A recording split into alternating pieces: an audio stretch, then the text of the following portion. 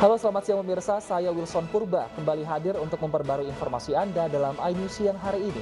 Selain 3 informasi utama tadi, redaksi kami telah menyiapkan beragam informasi menarik lainnya. Dan informasi pertama akan disampaikan oleh rekan saya, Syafa Atisuryo. Selamat siang Syafa, informasi apa yang kita punya di iNews siang hari ini? Iya, terima kasih Wilson. Pemirsa, seorang siswi di Sumatera Utara meninggal dunia usai melakukan pemasangan kawat gigi. Alih-alih ingin mendapatkan gigi yang cantik, siswi tersebut akhirnya meninggal dunia karena infeksi. Apa saja yang harus diperhatikan jika ingin memasang kawat gigi agar terhindar dari bahaya? Kami pun akan membahasnya dengan dokter. Dan pemirsa, inilah iNews siang selengkapnya.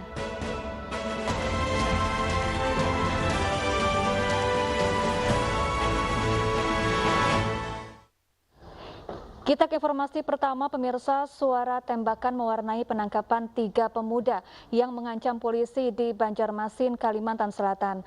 Para pelaku mengancam polisi dengan senjata tajam setelah ditegur berbonceng 3. Penangkapan 3 pelaku pengancaman terhadap seorang anggota polisi di Banjarmasin, Kalimantan Selatan berlangsung bak adegan film laga.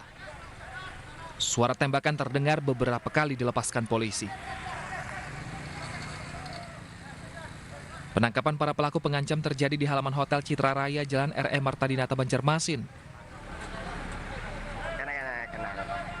Sebelumnya, para pelaku mengancam anggota polisi dengan senjata tajam setelah ditegur polisi berboncengan 3. Pelaku utama Teddy yang langsung bersentuhan, langsung melakukan pengancaman terhadap aparat itu sendiri. Lalu terhadap Dodi dan Jimmy masih kita dalami ya, karena masih belum ada keterlibatan. Statusnya saksi berarti? Sementara masih saksi. Pelaku terancam dijerat Undang-Undang Darurat Nomor 12 atas kepemilikan senjata tajam, serta Pasal 335 KUHP dengan ancaman hukuman 10 tahun penjara. Dari Banjarmasin, Kalimantan Selatan, Denny Yunus, iNews melaporkan. Pemirsa, pengusaha kafe dan petugas pengamanan terlibat adu mulut. Pengusaha protes saat petugas menyita kursi kafenya, padahal jam operasional melanggar aturan PPKM.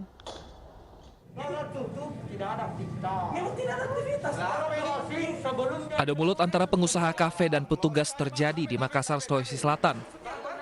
Ya. Tidak ada customer di dalam. Ini anak saya. Tunggu dulu, Pak. Alasannya ambil apa dulu?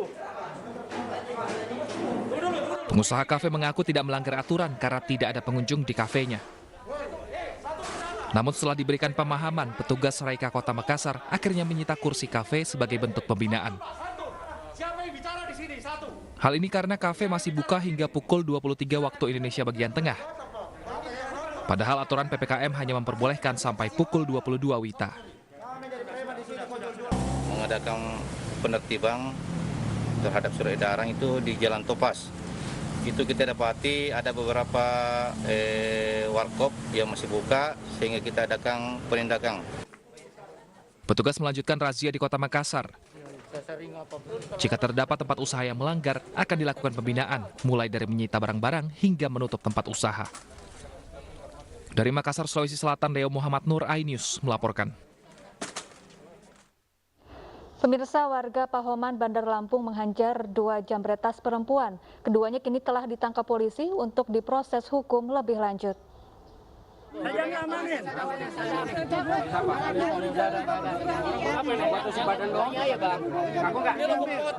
2 jambret ini babak belur dihakimi massa. Keduanya kedapatan merampas tas milik seorang perempuan yang sedang mengendarai sepeda motor di kawasan Pahoman, Bandar Lampung, Lampung.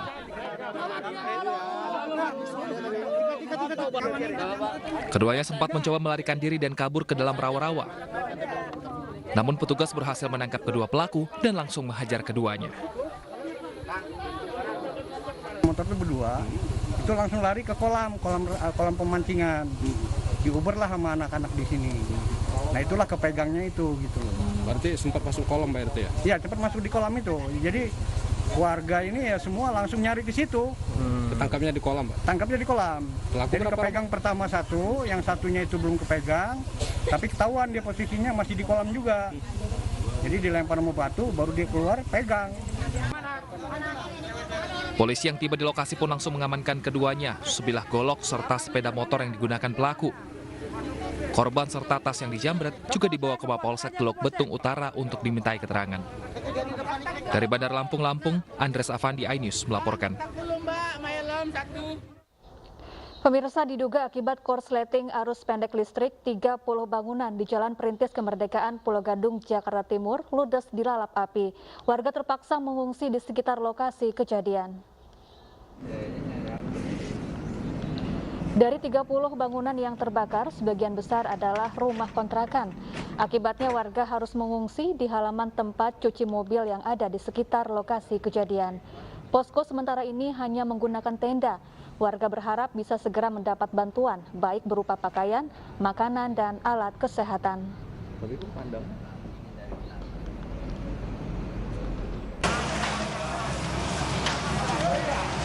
Kebakaran ini terjadi Rabu malam. Banyaknya material yang mudah terbakar membuat api dengan cepat menghanguskan seluruh bagian bangunan.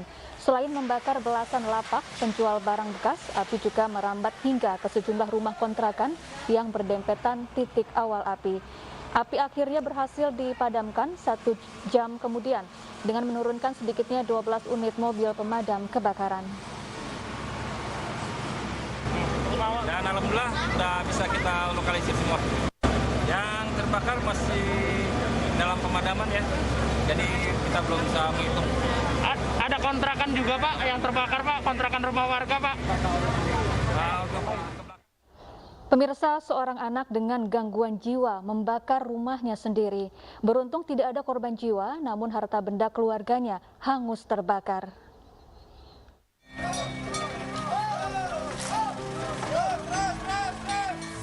Mobil pemadam kebakaran ini akhirnya tiba di rumah Agus Waryanto, warga desa Mojowangi, Jombang, Jawa Timur. Petugas melakukan pendinginan kepada rumah yang baru saja habis dilalap api.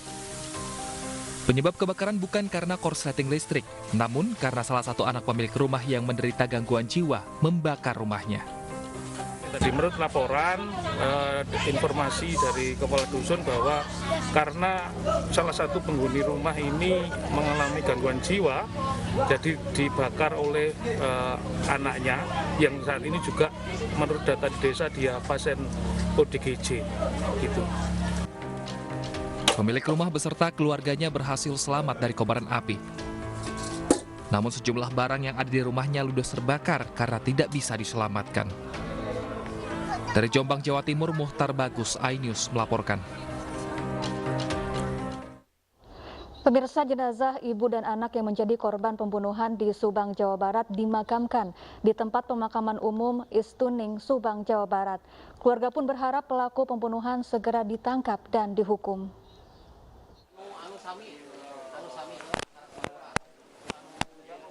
Jenazah Tuti Suhartini dan Amalia Mustika Ratu, ibu dan anak yang menjadi korban pembunuhan dimakamkan oleh pihak keluarga pada Kamis pagi. Kedua jenazah tiba di rumah duka pada Kamis dini hari setelah dilakukan otopsi di Rumah Sakit Sartika Asi Bandung. Saat jenazah dibawa ke pemakaman, keluarga korban tak kuasa menahan tangis. Keduanya dimakamkan secara berdampingan di tempat pemakaman umum Istuning, Jalan Cagak, Subang, Jawa Barat. Menurut keluarga, kedua korban dikenal baik di tetangga dan mudah bergaul. Untuk secepatnya mengungkap ini kasus ini sampai ke pengadilan, biar mana ini yang dikasih hukuman yang setimpal dengan perilakunya itu. Sebelumnya, warga Jalan Cagak Subang digegerkan dengan ditemukannya 2 mayat di bagasi mobil mewah di rumah korban. Polisi yang tiba langsung menggelar olah tempat kejadian perkara. Anak yang tewas bersama ibunya ditemukan tidak mengenakan busana. Menurut warga, kedua mayat pertama kali ditemukan oleh suami korban yang baru pulang dari luar kota. Sementara itu, suami korban mengaku melihat kondisi rumah berantakan sebelum akhirnya menemukan jasad istri dan anaknya di dalam mobil. Kasus ini pun masih dalam tahap penyidikan polisi. Dari Subang, Jawa Barat, Yudi Heriawan Juanda, iNews melaporkan. Pemirsa, seorang pria tega menyetubuhi anak kandungnya sendiri selama 4 tahun. Kasus terungkap setelah si anak memberanikan diri melapor ke polisi.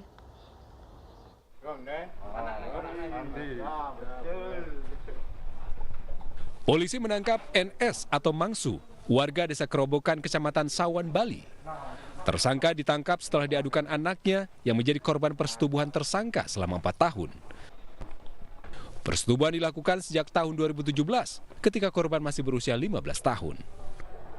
Selain disetubuhi di rumahnya, korban juga disetubuhi di sejumlah penginapan.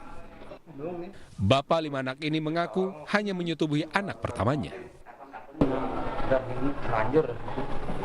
Oh gitu. Mabuk apa? Mabuk? Enggak pernah minum. Oh gitu. Sudah berapa kali diajak? Beda. Banyak kali. Berapa? 4 tahun berarti ya? 4 tahun berarti ya? Diajak di rumah sendiri? Ya. Apa di luar? Ya di rumah. Itu istri lagi ngapain Pak? Kok bisa sama anak? Jualan. Perbuatan bejat pelaku terhadap anak pertamanya sudah tidak terhitung. Pelaku selalu memaksa anaknya untuk melayaninya dengan alasan agar tidak salah pergaulan. Sekian lama kita tahu, baru inilah baru tahu, karena setelah 4 tahun kan istrinya kan juga kerja di pasar ya, jualan nih kalau saya ini. Jadi setelah pada saat istrinya nggak ada, pelaku melakukan hal tersebut kepada anaknya. Tersangka yang bekerja serabutan selalu mencari kesempatan menyetubuhi anak kandungnya saat istrinya berjualan di pasar. Korban yang tertekan dengan ulah bejat ayahnya akhirnya berani melaporkan ke polisi. Dari Buleleng, Bali, Pande Wismaya, iNews melaporkan. Pemirsa, hati-hatilah bagi masyarakat yang kerap melakukan sesi foto. Disangka pemotretan profesional, seorang model cantik di Kota Malang, Jawa Timur menjadi korban fetish mukena yang fotonya diunggah di media sosial khusus pecinta fetish mukena.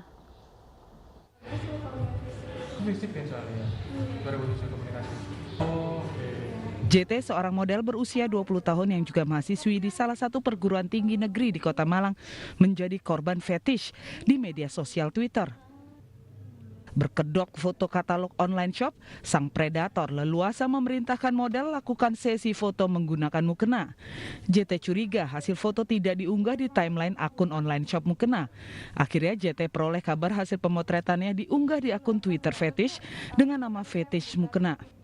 Agustus itu fotografer yang waktu itu kolaps dengan owner ini juga itu menghubungi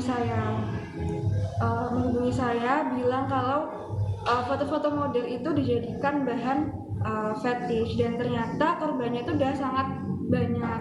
Ternyata dimanfaatkan untuk hal tersebut.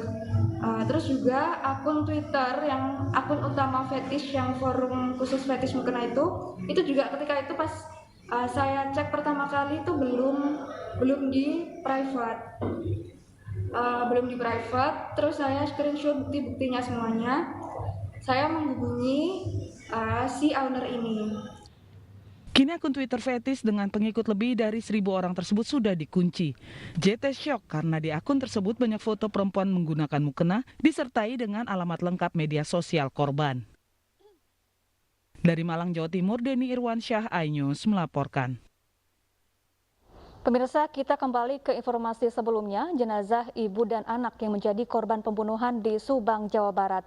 Kedua mayat ditemukan di bagasi mobil mewah di rumah korban. Dan untuk mengetahui bagaimana perkembangan kasusnya, sudah tersambung bersama kami ada Kapolres Subang, AKBP Sumarni. Selamat siang, Ibu.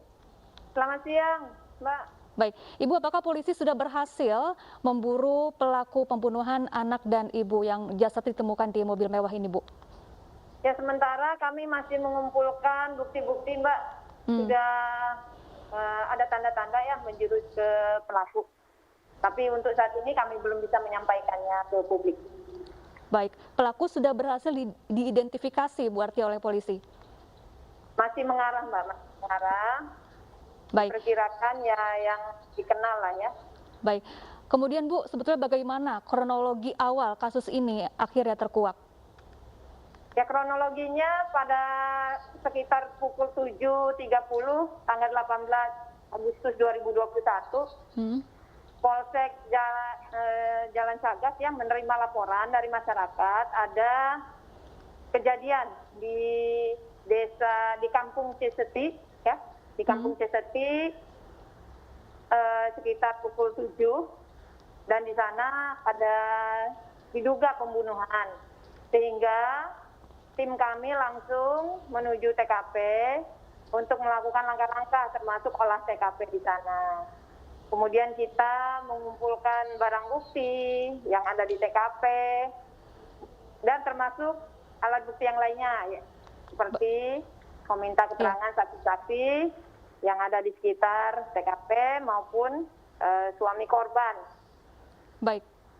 Ibu Sumarni, kira-kira sudah berapa lama jasad ini meninggal dunia sampai akhirnya ditemukan oleh warga? Dari hasil otopsi, keterangan dari pihak dokter, ya, jadi diperkirakan korban meninggal sekitar pukul 5 pagi. Dan korban yang satunya diperkirakan meninggal lebih dulu, ya, sekitar pukul 12 malam. Jadi ini perkiraan. Diprediksi meninggalnya, ya. Baik. Jadi diprediksi korban ini tewas di rumahnya atau di lokasi mana, Bu? Di rumahnya, di TKP. Adakah barang berharga milik korban yang hilang? Ya, dari hasil olah TKP tidak ada barang berharga yang hilang, kecuali handphone korban yang anak perempuan, itu handphonenya masih kita cari dan belum ditemukan. Dan ini kita masih telusuri, Mbak, sampai dengan saat ini. Ya, berdasarkan keterangan dari para saksi termasuk suami korban, siapa orang yang terakhir kali berkomunikasi dengan korban? Ya, kalau dari keterangan suami korban, kebetulan suaminya tidak tidur di rumah tersebut. Informasinya memang yang bersangkutan pada pukul 20.00 berkomunikasi terakhir dengan kedua korban, dan setelah itu yang bersangkutan meninggalkan kediaman korban untuk istirahat di tempat atau rumah keluarganya yang lain. Ya, apakah suami korban ataupun saksi yang lain mengetahui bahwa korban ini sebelumnya memiliki perselisihan begitu dengan pihak lain begitu, Bu? Berdasarkan keterangan saksi, yang bersangkutan tidak pernah mendengar bahwa korban mempunyai perselisihan atau musuh atau perseteruan dengan orang lain. Baik, berdasarkan pemeriksaan polisi hingga saat ini, diduga motif sementara dari kasus pembunuhan ini apa, Bu? Ya, kalau dilihat dari hasil pengolahan TKP, kemudian hasil dari otopsi juga, ya, motif yang fixnya kita belum dapat. Ya, diperkirakan ya mungkin sakit hati, ya, karena tidak ada tanda-tanda curat atau curas yang terjadi di TKP, dan tidak ada tanda kerusakan yang terjadi di areal pintu masuk baik dari depan maupun belakang rumah korban.